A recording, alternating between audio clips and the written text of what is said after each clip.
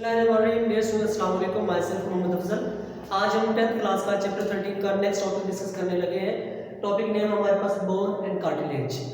Dear students, हमने previous lecture में हमने ये डिस्कस किया था कि ह्यूमन स्केलेटन जो है, ये स्केलेटल सिस्टम जो है, is composed by two type of tissues which are bone and cartilage. दोनों ही एक दूसरे से नेचर वाइज डिफरेंट होते हैं, बट कैसे वो उसको हम फर्दर डिटेल में डिस्कस करते हैं। उससे पहले हम ये बात जानना चाहेंगे कि हम जानते हैं कि जो स्केलेटल सिस्टम होता है उसके दो मेजर पोर्शन जो बोन एंड कार्टिलेज है वो हमारी पूरी बॉडी का या एनिमल्स की पूरी बॉडी का एक मेजर पार्ट बनाते हैं। वो मेजर पोर्शन होते हैं हमारी बॉडी का जो स्केलेटल सिस्टम बनाते हैं। Nature wise bone and cartilage both are connective tissue, but these are hard and some are soft। कुछ ऐसे कनेक्टिव टिश्यूज होते हैं जो हार्ड इन नेचर होते हैं, कुछ ऐसे कनेक्टिव टिश्यू हैं जो सॉफ्ट इन नेचर होते हैं। वो कनेक्टिव टिश्यू जो हार्ड इन नेचर होते हैं उनको हम नाम देते हैं बोन्स का, but the type of connective tissue which are soft in nature are called cartilages, but these are soft as compare to bones. वो बोन से सॉफ्ट होते हैं, बट इसका मतलब ये बिल्कुल नहीं है वो बिल्कुल ही सॉफ्ट होते हैं। वो आगे नेचर वाइज किस तरह से होते हैं वो हम इसकी फर्दर डिटेल में डिस्कस करेंगे। तो नेक्स्ट पार्ट हमारे पास ये है कि ये कनेक्टिव टिश्यूज होते हैं और ये major part of skeletal system होता है। स्केलेटल सिस्टम हम जानते हैं कि two type of skeletal system पे कंसिस्ट करता है। First one is the bony structure and second one is the cartilaginous structure.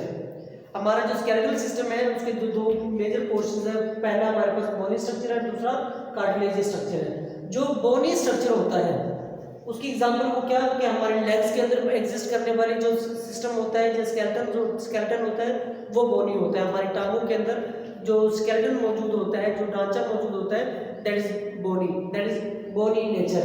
उसके बाद चेस्ट कैविटी के अंदर या चेस्ट रीजन के अंदर जो रिब्स होती है, पसलियाँ होती है, वो हमारे क्या होती है, वो मेड बाय बोन्स, वो बोनी होती है। ठीक है, जिससे हम इस तरह और भी एग्जांपल्स आपके पास आप ले सकते हैं। हमारे hands, the bones of our hand, ठीक है जी, the bones of our arm, ठीक है जी, उसके बाद the bone of our head, ठीक है। तो ये सारे के सारे क्या है, बोन्स होती है हमारी बॉडी के अंदर। नेक्स्ट वन, कार्टिलेजियस स्ट्रक्चर कौन सी होती है? एयर, कान के अंदर, नोज, नाक की जो टिप होती है, नाक के अंदर जो बोन्स होती है वो क्या होती है, कार्टिलेजियस होती है। ट्रैकिया और ब्रोंकियल ट्यूब। ट्रैकिया हमारे सांस की नाली को कहते हैं। सांस की नाली से लेकर लंग्स तक की जो पोर्शन होता है जिसमें ट्रैकिया डिवाइड होकर ब्रोंकाई बनाता है, ब्रोंकाई आगे ब्रोंक्यूल्स आगे alveolar ducts and then alveoli. ये सारे के सारे जो पोर्शन ब्रोंकियल डक्ट होती है ट्रैकिया से लेकर एल्वुलाई तक, वो सारी बनी होती है किससे, कार्टिलेजियस होती है, वो कार्टिलेजियस नेचर होती है। तो अब हम फर्दर डिटेल में डिस्कस करते हैं कि व्हाट आर बोन्स क्या होती है। Students, bones are made by different type of cells. Bone जो होती है वो डिफरेंट टाइप्स ऑफ सेल्स से बनी होती है। क्यों? हम जानते हैं कि इन डिफरेंट टाइप ऑफ सेल्स के अंदर क्या होती है, कैल्शियम हो सकती है, फास्फोरस हो सकती है, मिनरल्स हो सकते हैं, साल्ट्स हो सकते हैं, ब्लड वेसल्स के भी ब्लड कंपोनेंट्स हो सकते हैं। ये सारे के सारे पार्ट्स मिलकर, ये सारे के सारे सेल्स मिलकर बनाते हैं हमारे पास क्या, बोन्स बनाते हैं। फिर हमने प्रीवियसली पढ़ा है कि बोन्स जो होती है वो हार्ड कनेक्टिव टिश्यूज होती है नेचर वाइज। नेचरली जो बोन्स होती है वो हार्ड इन नेचर होती है, तो ये भी हमने डिस्कस किया। फिर हम ये जानते हैं कि जो कैल्शियम बोन्स होती है इनमें कैल्शियम, फास्फोरस, मिनरल्स एग्जिस्ट करते हैं। ठीक है जी। नेक्स्ट वन, जो बोन्स के सेल्स होते हैं, यहाँ पे हम बात करेंगे मेच्योर बोन्स के जो सेल्स होते हैं उनको नाम दिया जाता है ओस्टियोसाइट्स। उनको क्या नाम दिया जाता है, ओस्टियोसाइट्स कहा जाता है। उस सेल्स को ओस्टिन कहा जाता है कि वो जो सेल्स जो ओस्टियोसाइट्स के अंदर मौजूद होते हैं वो ओस्टिन सेल्स कहलाते हैं। ओस्टिन सेल्स, ये सेल्स मिलकर बनाते हैं ओस्टियोसाइट्स, जो मिलकर दोबारा से मेच्योर बोन के अंदर कन्वर्ट हो जाते हैं। बोन्स की स्टूडेंट्स हम देखते हैं कि अगर बॉडी की इंटरनल किसी बोन की एनाटॉमी को डिस्कस करें तो एनाटॉमी वाइज जो बोन होती है वो टू टाइप्स की होती है। First one is called compact bone and second one is the spongy bone. नाम से ही जाहिर है कि कॉम्पैक्ट बोन जो होती है वो बोन की आउटर हार्ड लेयर होती है। किसी भी बोन की जो आउटर हार्ड लेयर होती है, यहाँ पे डायग्राम दिखाएगी आपको कि ये बोन है, बोन की जो आउटर हार्ड लेयर होगी that is called compact bone, उसको कॉम्पैक्ट बोन कहेंगे। बट कुछ बोन जो होती है वो अंदर से खोखली होती है, हॉलो होती है, बिल्कुल नाली की तरह होती है। तो उन बोन्स के अंदर कुछ ऐसी बोन्स होती है जो अंदर से हॉलो होती है, वो हमारे पास कॉम्पैक्ट बोन है जो हार्ड होती है। उनके अंदर बोन मैरो मौजूद होता है, ठीक है जी, येलो मैरो मौजूद होता है। और कुछ बोन्स ऐसी होती है जो पोरस होती है, अंदर से पोरस होती है, सुराखदार होती है, अंदर वो छलनी की हुई होती है, बिल्कुल पोरस टाइप पोर्स होते हैं उनके अंदर।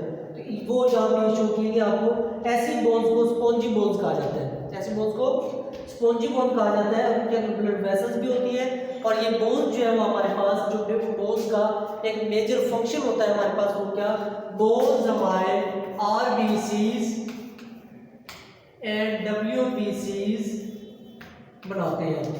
बोन जो है वो red blood cells and white blood cells compose करते हैं। वो ये कह सकते हैं कि composition of red blood cells and white blood cells are take place in bones, ये बोन्स के अंदर प्रोसीड होता है।